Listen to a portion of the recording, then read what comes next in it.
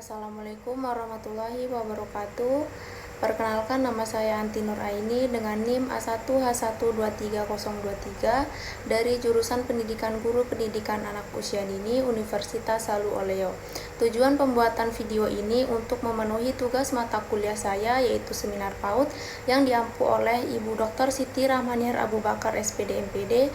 Nah, di sini saya akan menjelaskan tugas proposal saya yang berjudul Analisis Perkembangan Motorik Halus Anak Usia 3-4 tahun di Kecamatan Kadia, Kelurahan Bende, Kota Kendari. Alasan saya mengambil judul ini karena beberapa penelitian sebelumnya kebanyakan menitik beratkan pada upaya meningkatkan kemampuan motorik halus anak melalui intervensi atau kegiatan tertentu. Namun, penelitian yang secara khusus mempelajari motorik halus anak usia 3-4 tahun dalam kondisi lingkungan tertentu seperti di Kecamatan Kadia, Kelurahan Bende, Kota Kendari masih belum banyak. Oleh karena itu, penelitian ini perlu dilakukan agar bisa memahami lebih jelas tentang pertumbuhan kemampuan motorik halus anak sesuai dengan situasi yang benar-benar terjadi di lapangan. Baik, mungkin untuk mengefisienkan waktu, langsung saja pada bab 1, latar belakang penelitian.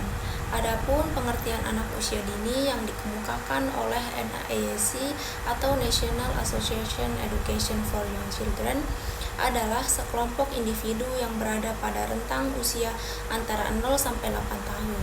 Anak usia dini merupakan sekelompok manusia yang berada dalam proses pertumbuhan dan perkembangan.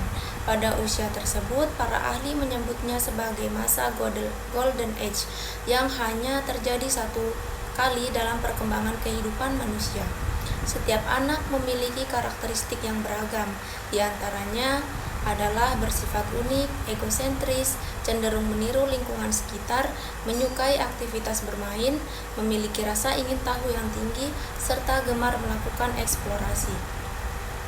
Adapun karakteristik perkembangan anak usia dini dapat dilihat dari beberapa aspek, salah satunya adalah perkembangan fisik motorik. Perkembangan motorik anak terbagi menjadi dua, yaitu motorik kasar dan motorik halus. Motorik kasar yang berkaitan dengan penggunaan otot-otot besar seperti berlari, melompat, dan berjalan. Sedangkan motorik halus yang berhubungan dengan penggunaan otot-otot kecil yang melibatkan koordinasi antara mata dan tangan seperti menggambar, memegang benda, dan menyusun balok. Selanjutnya, rumusan masalah. Berdasarkan latar belakang, rumusan masalahnya adalah bagaimana kemampuan motorik halus anak usia 3-4 tahun di Kecamatan Kadia, Kelurahan Bende, Kota Kendari.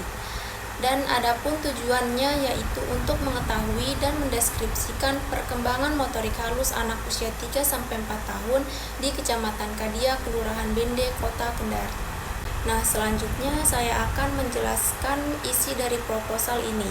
Yang pertama, hakikat anak usia dini menurut Augusta tahun 2012 adalah individu yang unik, di mana ia memiliki pola pertumbuhan dan perkembangan dalam aspek kognitif, fisik, sosio-emosional, kreativitas, bahasa, dan komunikasi yang khusus, yang sesuai dengan tahapan yang sedang dilalui oleh anak tersebut. Mansur 2005, anak usia dini didefinisikan pula sebagai kelompok anak yang berada dalam proses pertumbuhan dan perkembangan yang bersifat unik.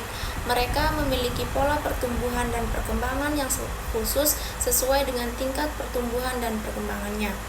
Yang kedua, karakteristik anak usia dini.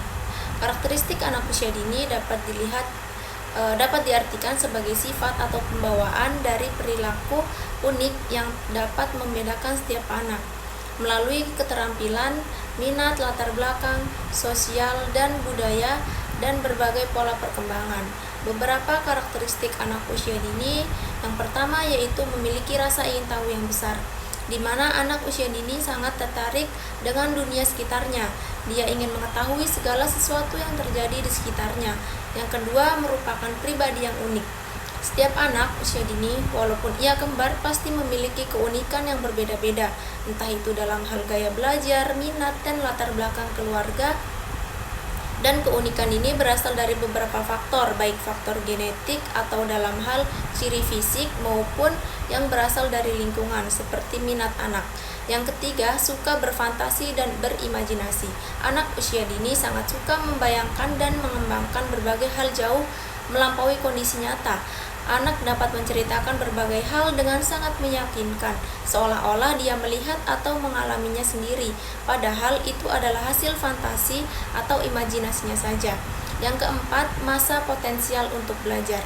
Anak usia dini sangat sering juga disebut dengan istilah golden age atau masa emas, karena pada rentan usia ini anak mengalami pertumbuhan dan perkembangan yang sangat pesat pada berbagai aspek.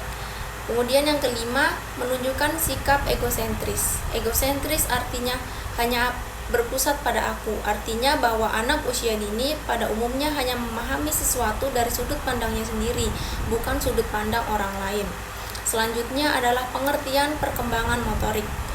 Pengertian perkembangan motorik adalah proses perubahan dan peningkatan kemampuan gerak yang dialami seseorang, khususnya pada anak, yang meliputi penguasaan keterampilan motorik kasar dan motorik halus secara bertahap sesuai dengan usia dan tahapan tumbuh kembangnya. Kemudian perkembangan motorik halus. Motorik halus adalah perkembangan yang berhubungan dengan keterampilan fisik yang melibatkan otot-otot kecil dan koordinasi mata tangan seperti menulis, memotong, dan mengancingkan baju. Selanjutnya, perkembangan motorik halus anak usia 3-4 tahun.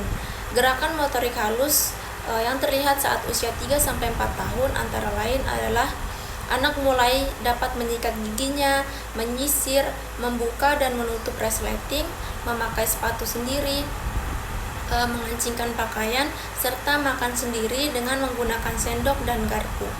Gerakan motorik halus anak sudah mulai berkembang pesat di usia kira-kira 3 tahun. Hal ini karena pada usia tersebut merupakan periode sensitif atau masa peka pada anak, yaitu suatu periode di mana suatu fungsi tertentu perlu distimulus, diarahkan sehingga tidak terhambat perkembangannya. Kemudian faktor-faktor yang mempengaruhi motorik halus, yang pertama ada faktor genetik. Setiap anak memiliki beberapa faktor keturunan yang dapat menunjang perkembangan motorik, misalnya otot kuat, syaraf baik, dan kecerdasan yang dapat membuat perkembangan motorik anak tersebut menjadi baik dan cepat. Yang kedua, faktor kesehatan. Pada periode prenatal, perkembangan motorik anak dapat mengalami perkembangan yang sangat pesat, yang sangat baik. Apabila selama dalam kandungan, janin selalu dalam keadaan sehat, tidak kekurangan gizi, tidak keracunan, dan tidak kekurangan vitamin. Yang ketiga, faktor perlindungan. Perlindungan yang berlebihan sehingga anak tidak ada waktu untuk bergerak. Misalnya anak hanya digendong terus, ingin naik tangga tidak dibolehkan. Akibatnya akan menghambat perkembangan motorik anak. Yang keempat, faktor kelainan. Faktor kelainan seperti fisik, psikis, sosial maupun mental biasanya dapat menghambat perkembangan anak.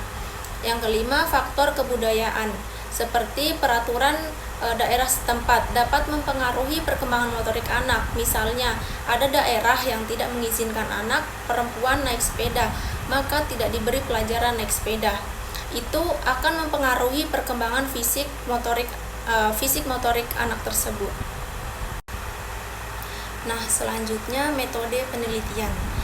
Jenis penelitian yang saya gunakan adalah deskriptif dengan menggunakan pendekatan kualitatif. Pendekatan penelitian ini adalah penelitian yang dilakukan secara menyeluruh atau holistik dan bersifat alamiah atau naturalis yang menghasilkan data dalam bentuk deskriptif.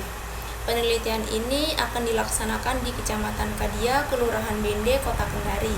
Subjek dalam penelitian ini berjumlah 6 anak berusia 3-4 tahun yang dipilih menggunakan teknik purposive sampling. Teknik pengumpulan datanya yaitu menggunakan teknik observasi dengan mengamati secara langsung aktivitas anak dalam melakukan kegiatan yang berkaitan dengan motorik halus. Kemudian teknik wawancara yang dilakukan untuk memperoleh informasi secara mendalam dari informan, yaitu guru maupun orang tua anak terkait perkembangan motorik halus anak. Kemudian teknik dokumentasi. Dokumentasi digunakan untuk melengkapi data hasil observasi dan wawancara.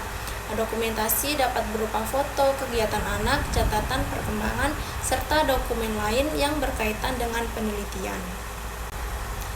Baik, mungkin itu saja yang dapat saya jelaskan. Saya ucapkan terima kasih. Wassalamualaikum warahmatullahi wabarakatuh.